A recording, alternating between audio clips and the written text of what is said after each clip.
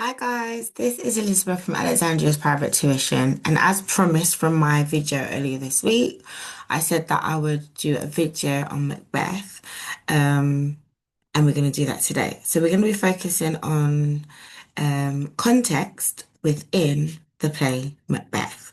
So an introduction to the world behind Macbeth. Now, I'm a firm believer, and obviously, like when I teach as well, that in order for you to understand what the text is about, you need to know what was going on at the time that the play was written.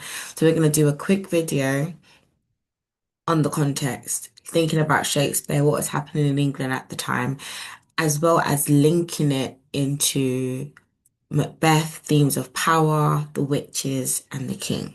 Okay, so why does context matter? So before you even read the first line of Macbeth, there was a whole world of secrets and power and politics behind it.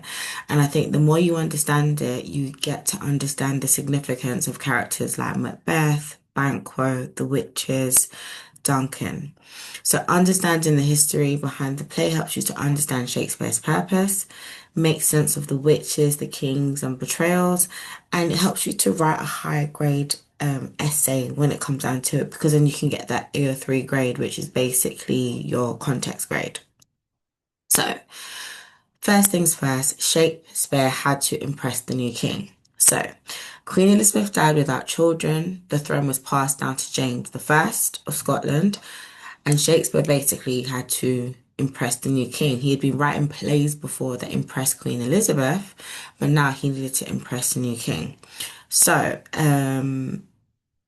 at the time, I'm looking at the second bullet point, it was a political transition, and a moment of uncertainty. So at the time the play was written, Elizabeth not being queen anymore, British people, England was thrown into a state of uncertainty, sorry, and they didn't know what it looked like having this Scottish person come and take the British throne. Okay, so Shakespeare, being that kind of like savvy playwright, sought to secure royal favors by writing Macbeth as both a tribute and a warning to the people that kind of opposed James as being king. So it says, by aligning the play's themes of divine kingship and the chaos caused by regicide, which is literally killing a king, with James's own beliefs, Shakespeare cleverly reassured, sorry, a nervous nation while appealing directly to the monarch's interests. So he wanted to reassure England that yes, we believe in the divine right of kings. Therefore, James is the right person on the throne. And at the same time, he wanted to appease James and like, you know what, I'm on your side, okay? So quickly into the divine right of kings. So in Jacobean England, the monarch was believed to be divinely chosen and appointed by God to rule over the earth. Okay? So to commit regicide was not just a crime, a political crime, but it was seen as a spiritual violation, like you're committing a direct sin against God Almighty. I remember at the time the play was written, England was a very kind of religious place to be. So through Macbeth, Shakespeare explores how denying this sacred hierarchy by murdering Duncan unleashes chaos, both in the natural world, but also within Macbeth's psyche, reinforcing the dangers of challenging divine authority. So obviously because he killed the king, it's this idea that he's committed a sin against God and therefore God is going to show his disapproval. And if he was in fact the correct king, then his reign would be a peaceful one, just like Duncan's reign was a peaceful one, even though it was filled with some rebellion, it was still a peaceful reign. But we see that for Macbeth, it is completely chaotic from the very start. Again, let's look at the great chain of beings. As you can see, we have God, king, man, animals, and then you've got nature, so plants and stone. So when Macbeth, so thinking about how does this link to Macbeth? When Macbeth kills Duncan, he violates the cosmic order, the chain that God had ordained.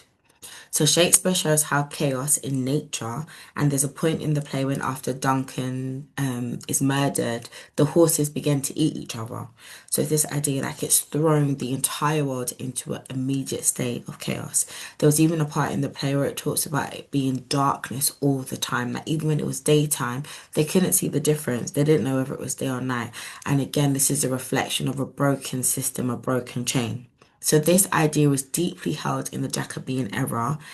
Any disruption to the natural order was caused by disorder in the world. So the fact that as soon as Macbeth becomes king, there's darkness, the animals are eating each other, they're like, yo, you're not the rightful king.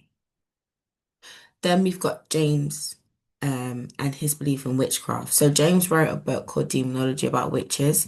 He believed that witches were a real threat. He believed in the supernatural. So Shakespeare, again, remember, he's trying to appease to James at this point. So he basically includes witches to almost kind of appeal to the king. So King James was deeply fascinated and genuinely fearful of the supernatural. He published his own book, which condemned witchcraft as a real and dangerous threat to the monarchy and society. His obsession with witches reflects a wider societal paranoia. So he was paranoid, especially in the wake of North Berwick witch trials and the religious tensions at the time. So Shakespeare yeah, strategically amplifies the sinister power of the witches in Macbeth to mirror James's fear.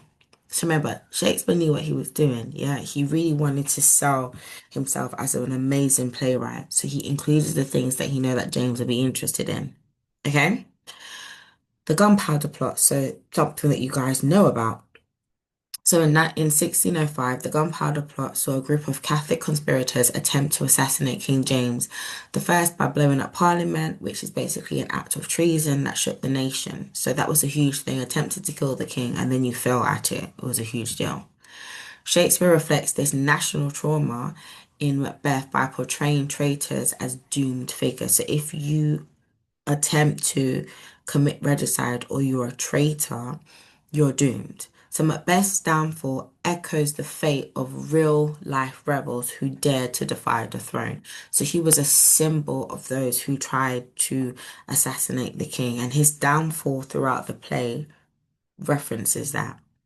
The play becomes more than entertainment, it's powerful and a political warning about the dangers of unchecked ambition and rebellion, reinforcing loyalty to the monarch. So, this idea that you must be loyal to your king, whether you agree with it or not, God has ordained that king, so you must be loyal to the king. Again, we talked about the supernatural earlier. So, the witches in Macbeth are powerful symbols of chaos, temptation, and evil, deliberately challenging the natural order and the moral boundaries of the world around them. Their cryptic speech, fair is foul and foul is fair, reflects a world turned upside down where appearances are deceiving and morality is blurred. So if you think about it, fair is foul and foul is fair.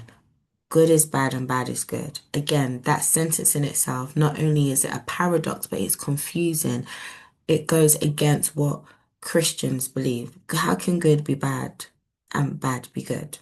So them in themselves are agents of chaos. And again, I'm happy to do a video on the witches. Just drop comments below and let me know.